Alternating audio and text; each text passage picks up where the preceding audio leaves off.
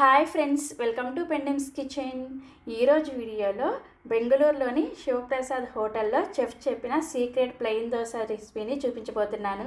దోశ చూసారా, మంచి కలర్లో క్రిస్పీగా చాలా చాలా టేస్టీగా ఉంది. ఈ దోశల పిండిని ఎప్పుడు మనం ప్రిపేర్ చేసుకున్న దోశ పిండిలాగా కాకుండా 1:1:1:1 రేషియోలో ప్రిపేర్ చేస్తారు. చాలా చాలా చాలా పర్ఫెక్ట్గా వస్తుంది. మీరు కూడా తప్పకుండా ట్రై చేయండి. సో ఇక ఏమాత్రం ఆలస్యం చేయకుండా చెఫ్ చెప్పిన ఈ దోశ పిండిని ఎలా ప్రిపేర్ చేసుకోవాలో వీడియోలోకి వెళ్ళి చూసేయండి. ఈ దోశల పిండిని ప్రిపేర్ చేసుకోవడం కోసం ఫస్ట్ ఇలా ఒక గిన్నెని తీసుకొని ఇందులోకి 1 కప్పు మినపగుళ్ళని వేసుకోండి. ఇక్కడ నేను చూపించబోయే ఇంగ్రీడియంట్స్ అన్ని కూడా కొలుచుకోవడానికి ఒక గిన్నెను కానీ గ్లాసుని కానీ సెట్ చేసుకోండి. అప్పుడే మీకు దోశల పిండి పర్ఫెక్ట్ గా వస్తుంది అనమాట. నెక్స్ట్ ఇందులోకి ఇదే కప్పు తోటి 1 కప్పు దోశల బియ్యాన్ని కానీ లేదంటే రేషన్ బియ్యాన్ని కానీ వేసుకోండి. తర్వాత ఇందులోకి ఖచ్చితంగా 1 కప్పు బాయిల్డ్ రైస్ ని వేసుకోండి. మీకు సూపర్ మార్కెట్ లో కానీ ఆన్లైన్ లో కానీ ఈజీగా అవైలబుల్ గా దొరుకుతాయి. అదే విధంగా 1 కప్పు ఇడ్లీ బియ్యాన్ని వేసుకోవాలి. తర్వాత ఇందులోకి 1 టీ స్పూన్ దాకా మెంతుల్ని, 1/2 కప్పు పచ్చిశనగ పప్పుని, 1/2 కప్పు లావుగా ఉండే అటుకులు ఇవన్నీ వేసేసుకొని శుభ్రంగా కడిగేసి 5 గంటల సేపు నానబెట్టుకోవాలి. సో నేను ఇక్కడ 5 గంటల సేపు ఈ బియ్యం పప్పులు నానిన తర్వాత మీకు చూపిస్తున్నాను. చూసారు కదా, చక్కగా నానిపోయాయి. ఇప్పుడు ఇందులో ఉన్న ఎక్స్ట్రా నీళ్ళన్నీ కూడా తీసేసి ఈ బియ్యం పప్పులు మాత్రమే మిక్సీ జార్కి సరిపడా వేసుకోండి. హోటల్స్ లో అయితే గ్రైండర్లో గ్రైండ్ చేస్తారనమాట. అందరికీ గ్రైండర్ అవైలబుల్ గా ఉండదు కాబట్టి నేను ఇలా మిక్సీ జార్ లో చూపిస్తున్నాను.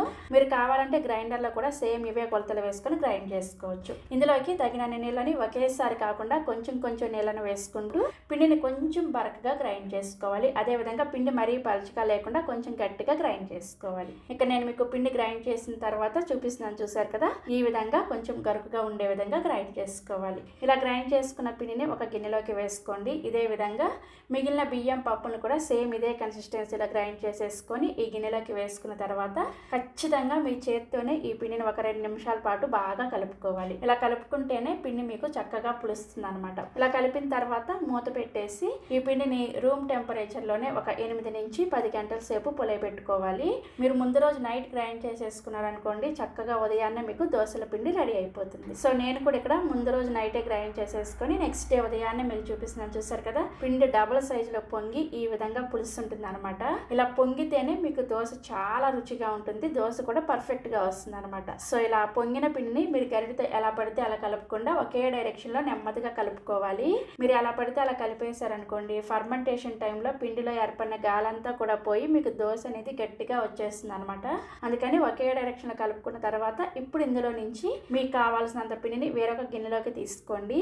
మిగిలిన పిండిని మూత పెట్టేసి ఫ్రిడ్జ్ లో పెట్టుకున్నారంటే 3-4 రోజుల పాటు ఈ పిండితో ఏ దోశలు కావాలన్నా కానీ వేసుకోవచ్చు. సో ఇలా కావాల్సినంత పిండి తీసుకున్న తర్వాత ఇందులోకి ముందుగా రుచికి సరిపడా ఉప్పుని వేసుకోండి. అలాగే 1 టీ స్పూన్ దాకా చక్కెరని వేసుకోండి. ఆల్రెడీ మనందరికీ తెలుసు కదా, చక్కెర వేసుకోవడం వల్ల దోశ మంచి రంగులో వస్తుంది అనమాట. అలాగే అవసరమైతే కొద్దిగా నీళ్ళని కూడా వేసేసుకొని పిండిని ఇక్కడ నేను మీకు వీడియోలో చూపిస్తున్న కన్సిస్టెన్సీలో రెడీ చేసుకోవాలి. పిండి కన్సిస్టెన్సీ అనేది మరీ లూజ్ గా ఉండకూడదు, అలాగని మరీ గట్టిగా ఉండకూడదు. ఇలా మీడియం గా ఉండాలన్నమాట. సో మనకి దోశల పిండి రెడీ అయిపోయింది. ఇప్పుడు దోశ వేసుకోవడం కోసం స్టవ్ మీద దోశల పెనాన్ని పెట్టుకొని హై ఫ్లేమ్ లోనే దోశల పెనాన్ని బాగా వేడి చేసుకోండి.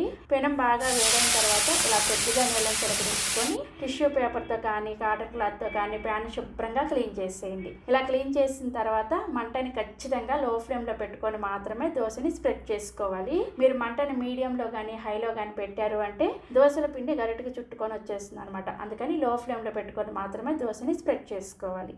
దోశ వేసుకున్న వెంటనే మంటని మీడియం ఫ్లేమ్ లోకి పెట్టేసి దోశ పైన పిండి తడంతా కూడా ఆరిపోయిన తర్వాత కొద్దిగా నూనెని కానీ లేదంటే నెయ్యిని కానీ వేసుకోండి. నెయ్యి అయితే మీకు హెల్త్ కి మంచిది అనమాట.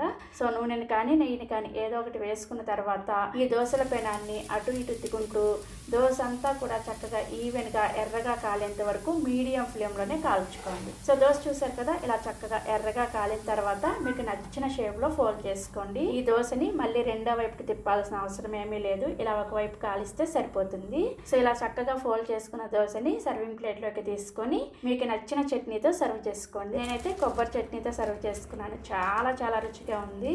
ఈ కొబ్బరి చట్నీ రెసిపీ కూడా ఆల్రెడీ మన ఛానల్లో ఉంది. మీలో ఎవరైనా చూడాలి అనుకుంటే ఈ వీడియో కింద డిస్క్రిప్షన్లో చట్నీ రెసిపీ లింక్ని ఇస్తాను, ఒకసారి చెక్ చేయండి. సో చూసారు కదా దోశ ఎంత క్రిస్పీగా మంచి కలర్లో వచ్చిందో. టేస్ట్ కూడా చాలా చాలా బాగుంటుంది. తప్పకుండా మీరు కూడా ట్రై చేయండి. ఎలాంటి డౌట్ లేకుండా మీరు కావాలంటే టిఫిన్ సెంటర్ కూడా పెట్టేసుకోవచ్చు.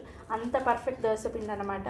సో ట్రై చేస్తారు కదా, ట్రై చేసి టేస్ట్ చేసిన తర్వాత మీ ఫీడ్బ్యాక్ని నాతో షేర్ చేసుకోవడం అస్సలు మర్చిపోకండి. అలాగే మరిన్ని ఎమ్మీ అండ్ టేస్టీ రెసిపీస్ కోసం వెంటనే మన పెండెమ్స్ కిచెన్ని సబ్స్క్రైబ్ చేసేసుకోండి. Thank you.